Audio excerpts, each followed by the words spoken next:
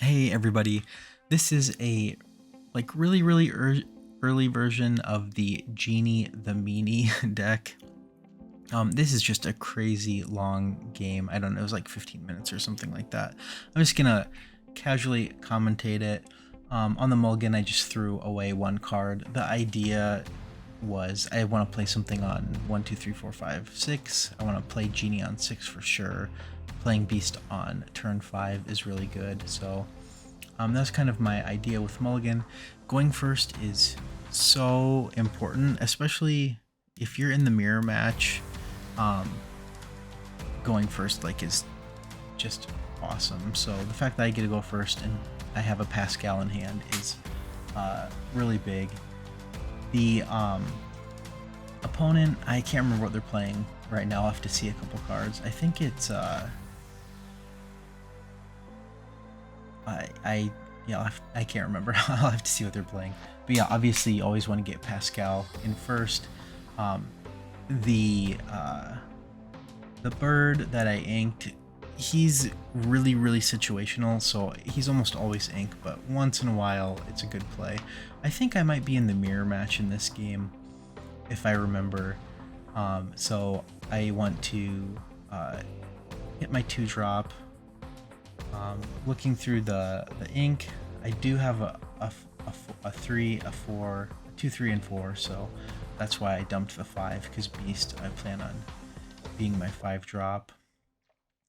The opponent missed their 1-drop, which is really bad. It's so hard to win when you miss your 1-drop, but with Genie, I've had so many comeback games now. I almost never see comeback games before where you're behind 5 or 6 or even 10 lore. Coming back's almost impossible, but with Genie, comebacks are possible. So they play Aladdin, obviously questing with Pascal every time. Since I don't have anything good for ink, I'm holding 3 non-inkables, and I don't want to ink my card draw. That's why I got rid of the Jafar, even though my turn 4 might not be so good. Drawing that Cruella was huge to get me more ink if I need it. Genie, though, this card is so nuts. They're playing the Iago on 3. He's good for killing Pascal. That's basically the only thing to do with him. In my early version, I was running Olaf. In this situation, I'm dropping Cruella and Olaf. You don't always have to ink. Just going super wide is going to put a lot of threats on the board and force the opponent to try and make up ground as fast as possible. So I think, I don't know, maybe a lot of people would have inked in that situation, so they're not dropping their Beast and Genie a turn late, but I felt comfortable just going wide here. And since I knew that they're not holding a lot of low costs because they missed their turn 1, so going wide's good in this situation. Yeah, Iago is really good anti-Pascal tech, but you'll see that he's pretty easy to play around, especially when the opponent's going wide. So I already had a thought of playing around it. So I'm on my turn. Actually, this is turn missed on 4. Here's turn 5. I'm dropping Jumba into ink, so I'm at 4 ink. This is kind of, I'm not getting anything done this turn, but I can crash into Iago, and now that he's not on the board, Pascal, even though Pascal can't quest, he still lives. So I played around it that turn. Missing out on 3 lore to clean him up, I felt pretty comfortable with. They still have to try and clean up cards, and it's just not looking good. I'm up 7 lore. They're inking Maleficent. I'm pretty sure they're debating on if they should make some kind of attack ahead of time or make an attack, or drop a character and make an attack. They can't really just start racing because I'm 7 ahead and 1, 2, 3, 4, 5 on the board. It looks like they crashed into Cruella, who had 1 damage. The thought was I would probably bounce their Aladdin, but I bounced. I'm pretty sure I was thinking about it, but then I thought, well, or maybe I couldn't bounce it, so I went for the card draw.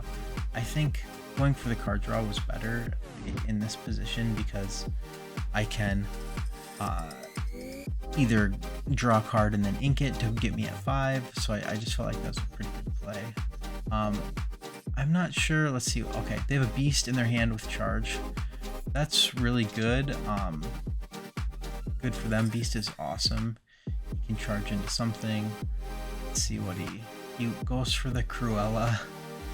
I guess I have a chance to bounce again. He's trying to slow me down. I don't know if that was a best play.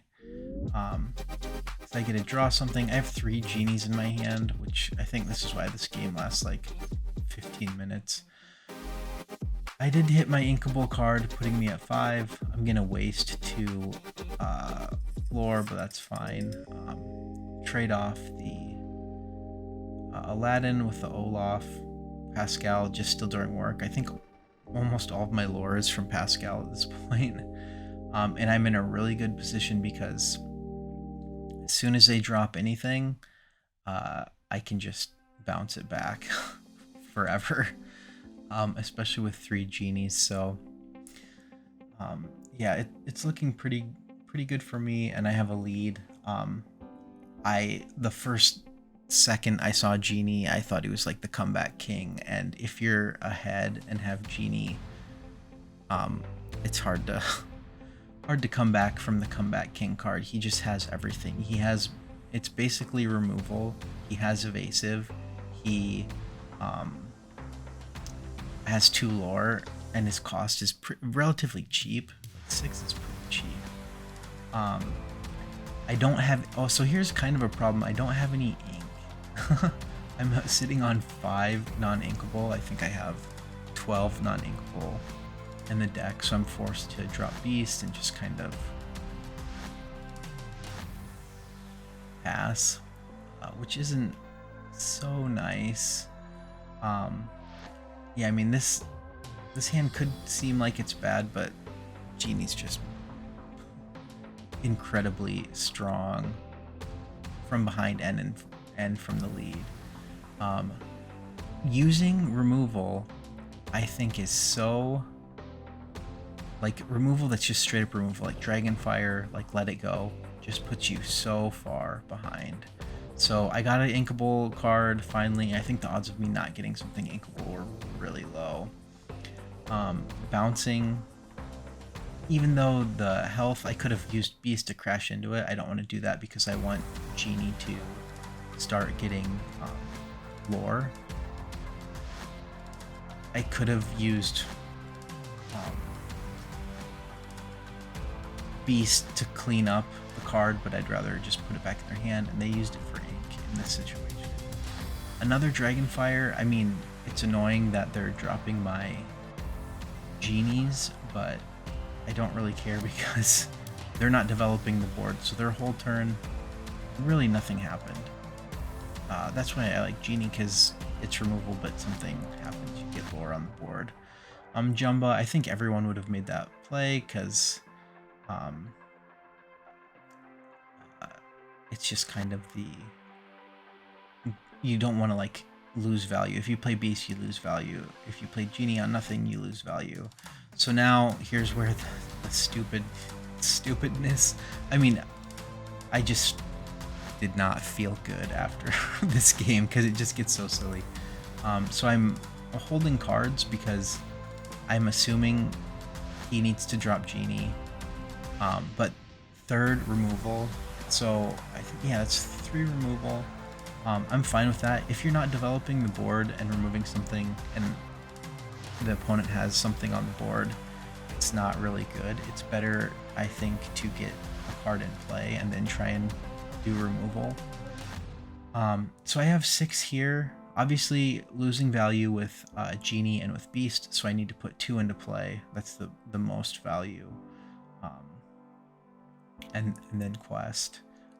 Jumbo was an option, but it's better to have more lore on the board, so I put 3 on the board instead of 2, and I was more efficient with my ink in this case. So I'm at 14, 3 on the board. We know they have a Genie in the hand. I mean, I don't have lethal next turn. I'm too short, but it's not looking good for them. Genie onto the cat. I mean, that's a good play to slow me down a little bit, but it's hard to come back. Them going to 8 ink was good, because the idea, what you want to do if you're in a Genie war, is you need something cheap on the board that's always questing every turn. You have to Genie their Genie, basically. There's no other play. So while that's happening, you need to try and spike up your ink so that you can get 2 things in play. So at this point, I think I'm planning, I need to get something cheap into play. So they did the right thing. I just don't know what's in their hand. I think they're just kind of whiffing. I am out of Genies, but if they put something on the board, I win. So they have to try and attack. This will like clean up my lethal, which is a good play. If they can get another thing. Oh, nice. Okay, so they're using Beast Smear, forcing Genie to attack, so I can't quest, trying to like get another turn, which would kill the Genie. The problem is those cards are really easy to play around, and I have like the perfect play to play around. I'm going to lose my lethal on board, but I can just drop something, and then I'm back lethal. So we've cut Olaf since then. We've one of my friends I play test with, we've cut Olaf out, and then in his early version we were trying the Maleficent, but you have way too many uninkable cards, so we cut those out also. The deck didn't, I mean, there's not that many options for cards, honestly, but I think Aladdin isn't in the final version. Yep, same thing. Genie for Genie. He got another card in play also, which is the right play. What you need to try and do is go wide. But I should keep track. I don't know how many Genie attacks that is, but we're just bouncing back and forth the whole time. And then putting the quest Pascal. Pascal did so much work. MVP going wide with a 1-drop. Yeah, it's just hard to come back from. This should be the end. I mean, their only option, drop something big. Oh, nice. So that's cool. I forgot about that. That gives them the 2, takes 2 away from me. I still have lethal on the board. I have 4. So, and then, yep, just quest it out. Pascal probably did like 16. I think I let Olaf finish it off since Pascal was tired from questing. I mean, that's the end there. It's pretty basic game. I wanted to get it up just so people could see. Let me know what you think. All right, bye.